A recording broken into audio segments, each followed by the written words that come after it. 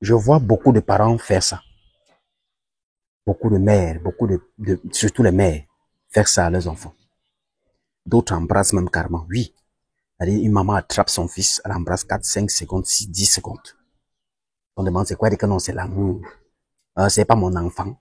Ce n'est pas moi qui l'ai accouché. Sa salive, c'est pas ma salive. Je suis désolé, madame. Mais quand vous faites ceci à votre enfant, vous êtes en train de détruire cet enfant. Vous êtes en train de voler les énergies sexuelles de cet enfant.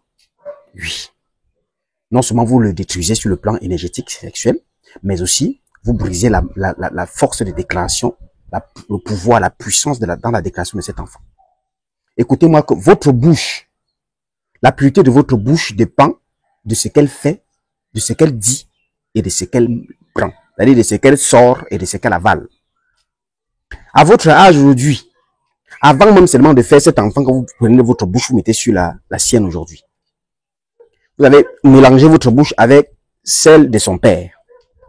On ne sait pas combien d'autres bouches vous avez d'abord eu à mélanger. On ne sait même pas ce que vous faites avec les différentes choses que vous faites avec votre bouche. On ne connaît même pas ce que vous avez l'habitude de sortir de votre bouche. Parce que ce qui sort de nous rend impurs, ce qui entre nous rend impurs également.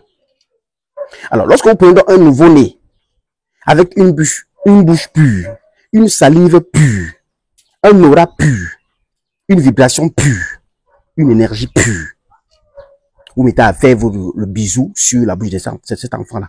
Vous êtes ainsi en train de polluer les énergies de cet enfant. Pour le bien de votre enfant, quand vous voulez lui faire une bise, faites-lui la bise sur le front, ici. En tant qu'un maternel, en tant qu'un paternel, faites-lui la bise sur le front. Ce que je n'ai pas souvent trop vu, c'est plutôt les pères qui embrassent leur fille sur la bouche. Mais les mères sont championnes dans ça. Il faut arrêter ça, madame. On n'embrasse pas l'enfant sur la bouche. Votre bouche est déjà pourrie. Quand il dit pourrie, c'est dans un sens figuré. Ou autrement dit, spirituel ou métaphysique. Mais ne vous collez pas votre bouche que vous faites des choses avec, que vous dites des choses avec, que vous passez du temps, vous injurez les gens, vous méditez mal sur les gens, il y a des hommes que vous avez connus, même vous regrettez les avoir connus, des ceci, des cela, toute cette impureté dans votre bouche, vous prenez votre nouveau-né qui est autant pur, aussi sain, aussi ceci, vous venez l'impacter, vous venez l'inculquer cela. Vous détruisez votre enfant en le faisant. Il faut que vous arrêtez ça. Arrêtez de vous déshabiller nu devant votre enfant. Vous le maudissez. Les parents, les mères surtout. Lorsque votre enfant a déjà dépassé l'âge de 3 ans, je dis bien 3 ans, lorsque l'enfant a déjà plus de 3 ans, ne vous mettez plus nu devant l'enfant. Si l'enfant vous s'habitue à vous voir nu, vous faites partie de sa vision. La vision avec laquelle il est venu avec, pour rêver, pour voir dans les rêves, pour sentir, pour fleurir, pour détecter, pour discerner. Si l'enfant s'habitue à vous voir nu, sa mère, vous avez détruit cette vision-là et vous l'avez maudit. Oui, c'est des choses qu'on doit dire. C'est la spiritualité. Pourquoi est-ce que ça devient aussi bizarre de l'entendre alors que c'est des choses aussi simples? Lorsque l'enfant dépasse 3 ans, le chiffre 3 représente l'équilibre du corps, de la chair, de l'esprit, de l'âme. Lorsqu'il a dépassé à 3 ans, on n'a plus le droit d'être nu devant lui. Quand vous voulez vous habiller ou changer, qu'il soit dehors. Même votre lit, il y a des parents qui partent jusqu'à dormir nus. L'enfant à 4 ans, ils sont couchés nus. D'autres même, l'enfant est couché devant, ils sont derrière en train de faire des conneries. Ce n'est pas bon. Beaucoup d'enfants aujourd'hui ne sont rien. Parce qu'on leur a détruit depuis l'enfance. Vous pensez que les maléfices ou bien ce qui nous arrive souvent de mal dans la vie vient seulement de quelqu'un des étrangers? Non. Parfois, c'est nos parents qui ont commis des actions ignorantes. Et aujourd'hui, on est en train de payer le prix. Vous prenez un enfant, vous mettez derrière, vous êtes à côté en train de chevaucher. Vous pensez que l'enfant dort, c'est donc l'aura qui se libère actuellement parce que l'acte sexuel est un moyen mystico-spirituel qui permet les ouvertures des portes.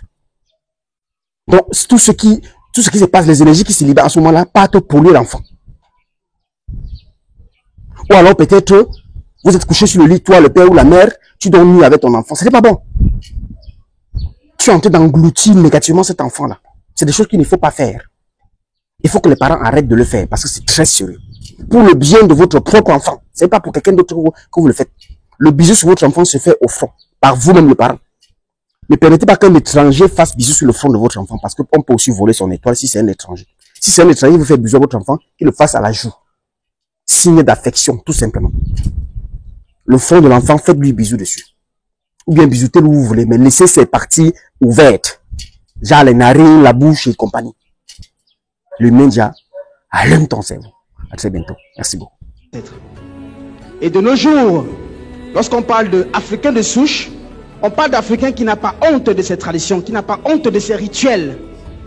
Parce que tout est ritualisé. Et les rituels africains sont les seules choses, les seuls moyens de connexion que nos ancêtres nous ont laissés. Nous devons rentrer. Nous devons nous reconnecter.